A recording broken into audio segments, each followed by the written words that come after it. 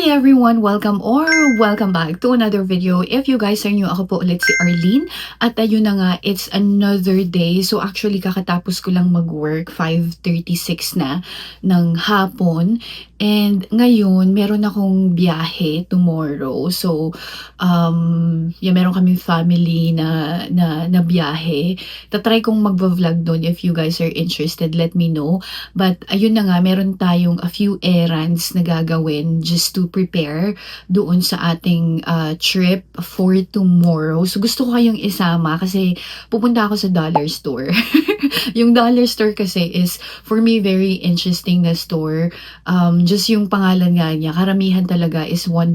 Although, nung first kaming nagpunta dito sa Canada, magre-ready lang ako ha. First kaming nagpunta dito sa Canada, marami talaga akong nakikitang mga $1 yung prices ng mga items nila doon. Ang kaso kasi ngayon, since nagmamahal na nga lahat, parang nagmamahal na rin yung mga presyo ng mga kanilang mga yung kanilang mga paninda. Pero marami pa din naman ng mga $1. Kaso nga, meron na ding mga $3, $4, mga ganyan. So usually, eto yung mga pinupuntahan ng mga tao dito sa Canada para bumili ng mga mura na mga items kasi karamihan ng mga benta nila is yung mga items na parang kailangan pero parang hindi worth it na gumastos ng mahal. Alam mo yun? Like for example, yung mga party needs, mga balloons, mga ganyan. Meron din silang mga beauty chenes, mga kitchenwares, mga ganyan na mabibili mo lang ng mura. So usually, dun sa mga regular stores or other stores, parang doble or triple or sometimes even more yung kanilang mga presyo. Dito mas mura talaga. So, gusto ko kayong isama para lang makita nyo if ever you guys are interested. And meron din akong, pupunta rin ata ako ng drugstore para bumili ng sunscreen. So, gusto ko kayong isama for ating mga activities for today, right? And yun na nga, meron ako munang appointment do. Meron ako nail appointment ng alas 6 actually. Malapit lang siya dito sa bahay, mga 10 minutes walk actually. Ang kaso kasi tumawag sila na sinasabi nila kung pwede daw maaga akong pumunta. So kaya maaga tayong pupunta at mas pabor nga siya sa akin para matapos siya ng mas maaga din at magawa ko yung mga kailangan kong gawin kasi girl, hindi pa ako nag-i-empake. So anyways, yun nga, samahan niyo ako sa aking activities for today. But before that, pag hindi pa kayo nagsusubscribe, please don't forget to subscribe. Like yung video na ito pag nag-enjoy kayo para ang tawag dito, dumami pa ang ating mga viewers. Ganon. So anyways, let's go para hindi tayo malate. So ayan guys, naglalakad na tayo sa ating nail appointment. Yun nga, malapit lang talaga ito sa bahay, yung aking appointment. But patunaw na ang ating mga snow. So yan guys, nandito na tayo. Natapos na yung ating appointment at ito na ang ating bills. So ngayon, nandito na tayo sa dollar store. So itutur ko kayo dun sa mga kung ano yung meron sila dito. Ayan, ito ang kanyang itsura. Pupuntahan muna natin ang kanilang mga snacks kasi naghahanap ako ng pwedeng machicha sa aeroplano. So ito masarap to. Kung hindi nyo pa ito na-try, super sarap nito. So parang nag-change yung price, $1.75. So ayan siya. Parang nagbago na yung isip ko. Parang ito yung gusto ko na wafer na chocolate. Ito is $1.25 lang siya. So parang nagbago na yung isip ko. Kaya meron din sila nitong strawberry. Tapos meron din sila mga agaw. So parang masarap din ito. So masyadong malaki. So yan nga, marami silang mga dito, mga snack.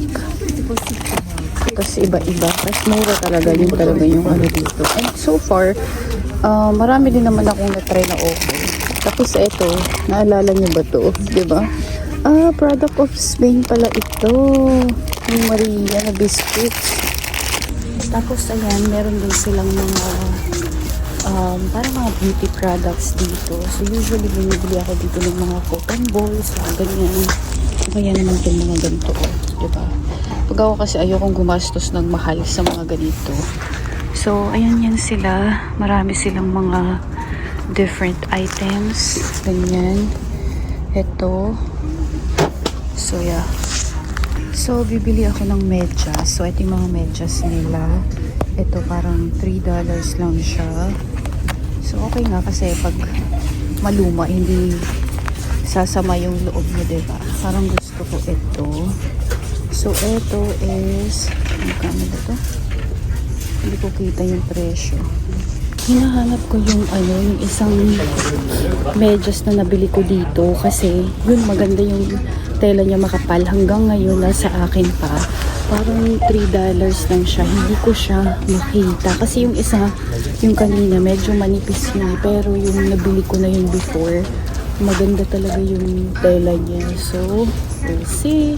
Tapos, ayan nga, meron silang mga different na mga cards dito na nakakatawa. Ito nakakatawa siya. So, dito rin ako bumibili ng mga cards, mga Christmas cards. So, sakto ngayong Valentine's. Bumili na kayo ng inyong mga Valentine's na mga cards. So, ayan siya. Tapos, usually itong mga to, $1 lang siya. Whereas, pag dun kasi sa mga ibang stores mahal, magaganda rin naman yung mga cards nila dito.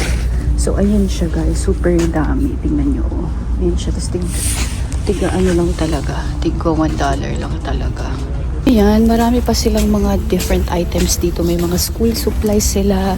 Dito rin ako bumibili ng mga ballpen, notebook. Ayan, tingnan nyo. Yan, ang kanilang mga school supplies. Ayan yung Elmer's glue. Naalala nyo yan? So, tapos tong mga notebooks nga nila. Ayan, kung gusto nyo ng mga post-it, mga to-do list, mga ganyan-ganyan. So, yan, $175 lang siya. Yung mga nila, presyuhan nila. So, ayan, meron din sila itong mga planner. So, maganda to. Tapos, for, lang siya. Guys, bibili tayo ng ballpen. Nakabili na ako ng ganito before. Maganda siya. Pero, nagtitingin ako ng iba. So, ito is $250 lang siya. Tapos, ito naman, $2. Mas madami. 2, 4, 6, 7 siya. So, tingnan natin. Kailangan ko kasi siya sa work. Pero ito kasi gustong gusto ko siya. Kasi para siya yung sign pen. So, masaya. Tapos, meron din naman sila yung mga ordinary na mga ballpen. Pag ayaw nyo ng medyo maarte. Ayan, ito. $125 lang siya. Maganda itong mga pang pasalubong sa Pilipinas pag may mga estudyante. Tapos, yeah. Meron din sila nito pero ito parang color pen. Markers. $5 siya. Tapos ganito nakarami. Ayan. Ayan siya. Ang saya. Alam mo, ito yung mga yung mga pangarap ko ng bata ako. Diba? Mga ganito ganyan. Ang cute. Ito is, magkano ba ito? $450 to. Kung pwede ko lang padalhan yung yung younger self ng mga ganito. Kasi marami silang cute Tapos ito, meron silang mga pencil case na pangbata, ganyan. Ito is $250. Ang saya. Ang saya lang. So yan, kung mahilig ka namang mag-garden, meron din sila tong mga to. Mga pang-garden, mga gloves, o kaya sa bahay, itong mga pang pintura ba to, yung mga yan. So, puro mga $2. Ganyan lang talaga yung mga presyuhan nila. Ito, $150. $150 ba? Ganyan lang yung mga presyuhan nila dito talaga. Yan naman $2. Tapos, meron din silang mga laruan. Mga pangbata. Ano ba yan? Nalaglag pa siya. Mga pangbata. Pero, madaling masira ata itong mga to. Hindi ko sure. So, ayan, like burger sila. Ganyan, $5 na mga toys. Ganyan. Ayun nagsasaya din. Yan lang yung mga presyuhan nila. Pero iba-iba. So, maganda siyang mga pang regalo o kaya pang bigay sa mga bata. Diba? Kasi cute Ayan. Ito, $425. Love me, love me. Tapos, ayan, kailangan ko palang bumili para dun sa pamangkin ko, saglit lang. Ayan, meron din silang mga books na mga pangbata. Ayan, may mga storybooks, mga activity books, ganyan. So, hanapin natin yung gusto nung pamangkin ko. Tapos, dito, may mga French din at saka mga English. Pero masaya siya. Ito, di ba? May mga pens na siya, coloring, etc. Ganyan-ganyan. Tapos, mga laruan, mga robot-robot. Ang saya. Parang feeling ko nung kabataan ko naging masaya siguro ako dito sa store na to. 'Di ba? So anyways, hinahanap ko yung gusto ng pamangkin ko, kaso hindi ko rin matandaan kung ano yung itsura niya. So ayan, nakita ko na yung gusto kong bilhin sa pamangkin ko. Dalawa siya. So eto. Tapos eto. So eto, pwede na nilang pwede mo siyang burahin dun sa papel. So, maganda siya. So, ayan na. So, ayan, meron din sila tong mga parang mga paintings, mga ganyan. Super cute din. Tapos, hindi siya ganun ka mahal. Like, for example, ito, diba? Super cute niya. Magkano ba to? Hindi ko makita yung $5 lang siya. Yan yung presyo niya. $5. Iba-iba, right? Ayun pa yung mga nasa baba. Iba-iba talaga siya. Meron din tong mga maliliit na mga frames. Itong mga to is $175 siya. It's just that syempre, yung materials, hindi ganun alam mo yun, kagaganda. Parang mga plastic tong mga to. So, okay na siya pang simula, 'di ba? Cute din naman sila. Ayan, ito, $375. Ito medyo parang mas makapal yung kanyang yung kanyang material. Tapos ito, cute nito. Gusto ko to. No? Super cute niya. $375 lang siya. Ayan. So, yan. Dito kayo mag-shopping kung nagtitipid kayo. Tapos, meron din silang mga envelope kung kailangan nyo man ng envelope. Tapos, ayan. Meron sila tong mga fake plants, fake flowers. Iba-iba talaga, girl, yung kanilang mga paninda dito. Tapos ito yung kanilang mga lip balm. Yan. Mga ganyan siya. Kayo ba? Gusto niyo bang okay lang ba sa inyong bumili dito ng mga beauty products? Ayan. Tapos, may mga Epsom salt, $150. Tapos, tignan mo, meron silang Olay dito. Olay, $5. Ito pala yung ating nails, diba? Pink na pink. Okay. Ayan, mga body wash. Itong mga to. So, marami talaga, girl. Kaya gustong gusto ko pupunta rin dito, nagtingin-tingin. Maganda siya dun sa mga pang-travel din. Pero feeling ko, hindi ko naman na to kailangan. So, yeah. Cute na to. Cute niyan. Tapos may mga $2.25. Itong mga to, $4. Yan siya. Kasi yan, meron din sila itong mga beauty. Diba? Beauty etchos. May mga makeup brushes. Ganyan. So, ayan siya, guys. Ang kanyang itsura. But anyways, I think yun lang muna tayo for today. Diba?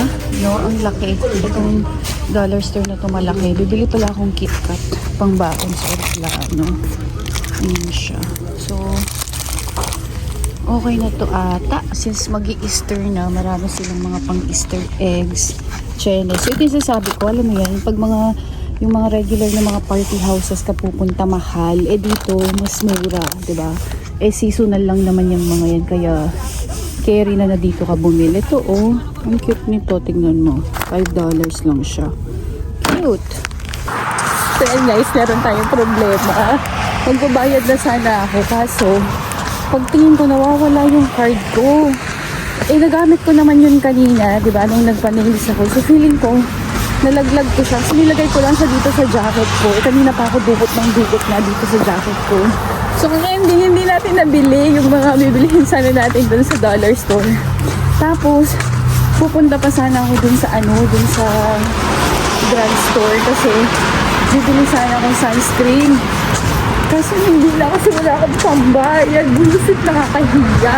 So ngayon, kailangan kong i-trace kung saan ako galing. Kasi gusto kong hanapin yung card ko kasi wala siya dito sa bag. Wala rin siya dito sa jacket ko.